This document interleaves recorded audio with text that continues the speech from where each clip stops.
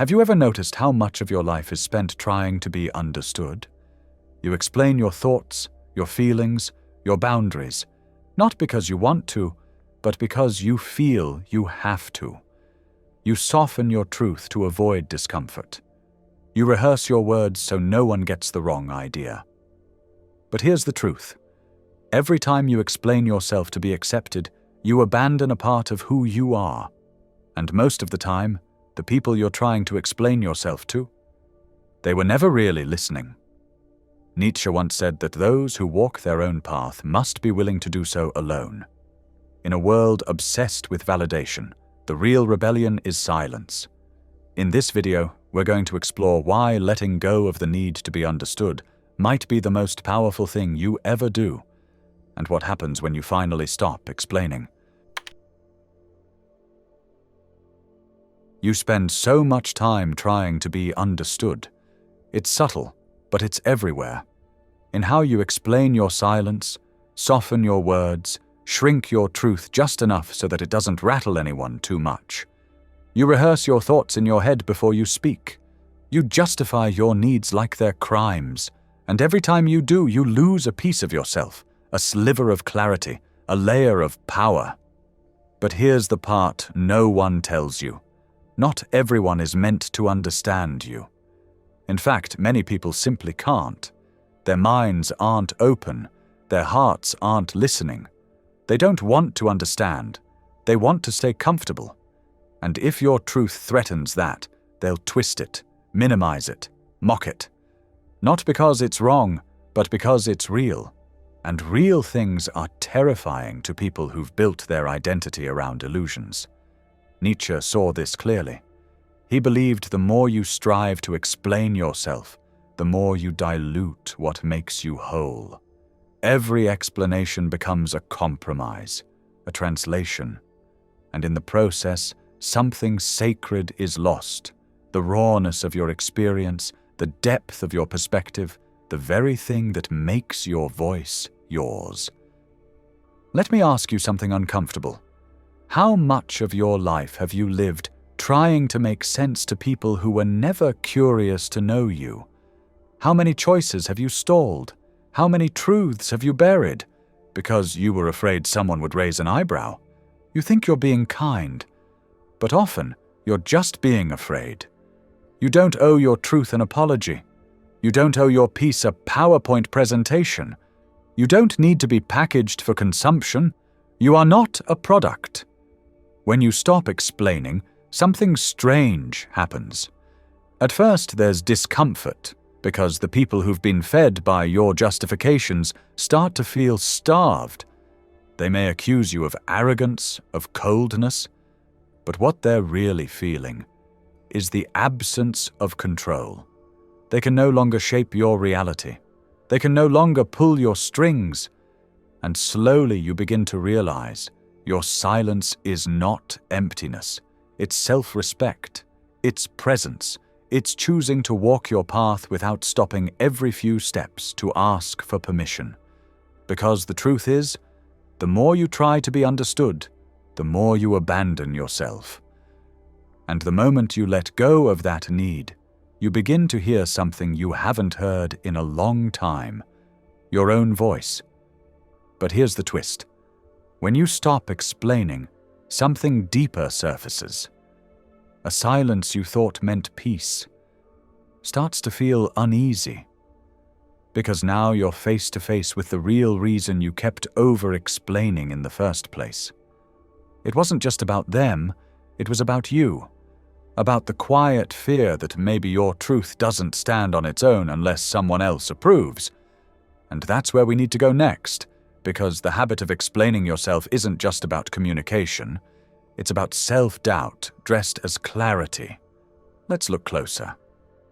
If this content is resonating with you, consider subscribing. I make videos that help you see the world and yourself more clearly. Thank you. It's easy to think you're just being thorough, just being honest, just trying to make sure no one misunderstands you. But if you really pause, if you really listen to the voice underneath your explanations, what you'll hear is fear. Not loud, not dramatic, but quiet, constant, a fear of being misread, a fear of being seen in a way you can't control, a fear that maybe you're not allowed to simply be without offering proof. Overexplaining isn't clarity, it's insecurity in disguise. It's the subtle belief that unless you wrap your truth in 1,000 disclaimers, it won't be valid. That unless your feelings are palatable, they're wrong. That your boundaries need to be softened, rationalized, dressed up in logic, or else they'll be seen as selfish. Or worse, you'll be seen as selfish. But Nietzsche rejected that entire game. He spoke of the will to power, not the hunger to dominate others, but the internal drive to stand in your own authority, to rise above guilt, above the need for external validation, to live from a place of strength, not apology. And that kind of power doesn't shout, it doesn't defend, it simply exists. When you find yourself explaining the same thing over and over, not because it's asked, but because you're afraid of how it'll land, that's not strength. That's a fracture, a signal that you've placed someone else's comfort above your own clarity, that you still believe their understanding of you matters more than your understanding of yourself. But the truth is, no amount of explaining will ever make someone respect what they've already decided to dismiss. You can't logic someone into seeing your soul, and maybe that's not the point. Power begins the moment you stop performing, when you look in the mirror and say, "This is who I am," and that's enough, whether they get it or not. Because the people who truly see you won't need a script, and the ones who demand one were never listening anyway. And this brings us to something strange, something most people never realize until it's too late. Some people only start paying attention when you stop talking, which leads us to a deeper truth, one you only discover when you stop trying to be heard. There's a strange reversal that happens when you finally go quiet. The people who used to interrupt you start to lean in. The ones who dismissed your words begin to notice your absence, not because they suddenly grew more understanding, but because you stopped feeding their resistance. You stopped pouring energy into a void that was never meant to hold your truth in the first place. Nietzsche knew this. That power isn't in how loudly you speak, but in how deeply you live. Because words, for all their beauty, can be distorted. They can be mocked, ignored, reinterpreted to suit someone else's comfort. But your presence, your boundaries, the quiet consistency of your choices, that's much harder to twist.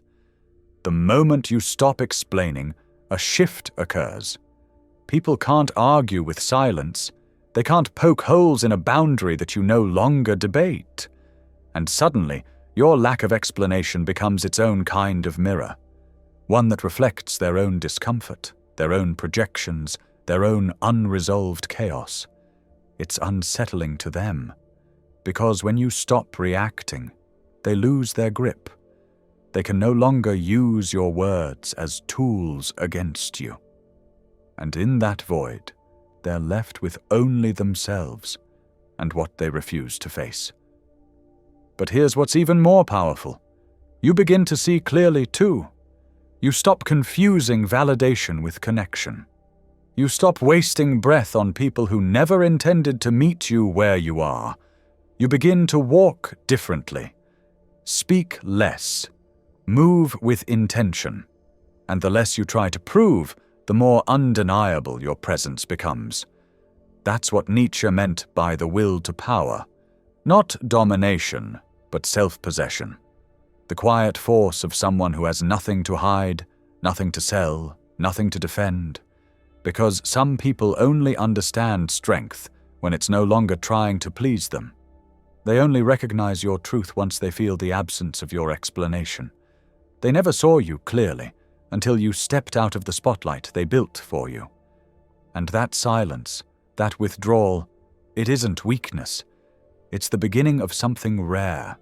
Because when you stop talking just to be understood, you start building a life that doesn't need to be explained.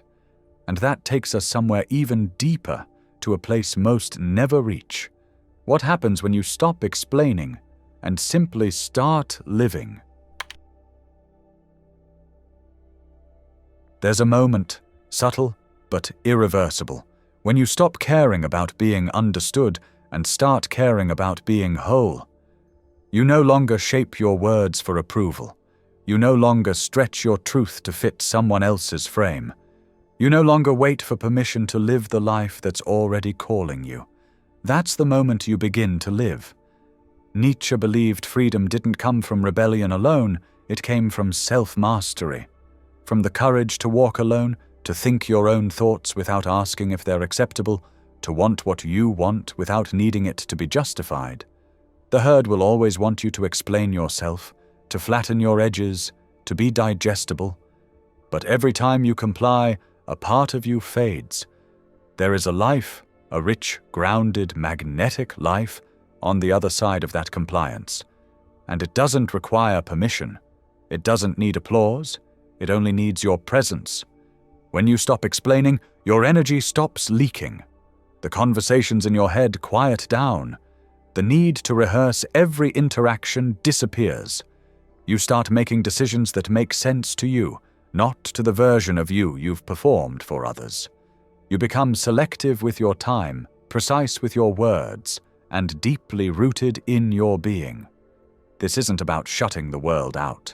It's about finally letting yourself in. The more you stop defending your life, the more you start actually living it, fully, imperfectly, authentically. And yes, that might mean being misunderstood. It might mean losing people who only loved the version of you they could control. But what you gain in return is peace, real peace, the kind that comes from no longer needing to explain who you are or why you're here. You don't need to be packaged. You don't need to be agreeable. You don't need to be a mirror for someone else's comfort. You just need to be alive in your own truth, even if no one claps for it. And maybe that's what freedom really is. Not being seen, but no longer needing to be.